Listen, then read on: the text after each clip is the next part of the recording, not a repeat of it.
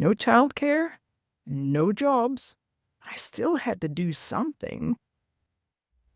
When my kids were small, we lived in a small country town with no childcare and almost no local jobs. I tried selling Tupperware, but I hated it. I tried making crafts that no one wanted. And then I sewed a quiet book for my kids. They loved it. But the editor that I showed it to didn't. So I wrote a story instead, and to my surprise, that same editor paid me for it and asked me for more. So writing became my bridge to new skills, which later helped me land a corporate internship, and after a long corporate career, build my own business, which I've been running now for over 10 years. Why am I telling you this? Because when your situation in life makes it hard to get either experience or a job, that is the best time to take matters into your own hands and do something about it.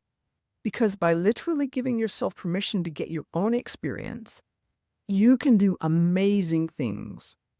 Takes time to accrue, but it's going to open up doors that you would never have believed possible.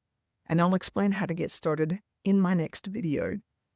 So comment on the one skill that you already use daily, and I'll suggest how you could turn that skill into experience.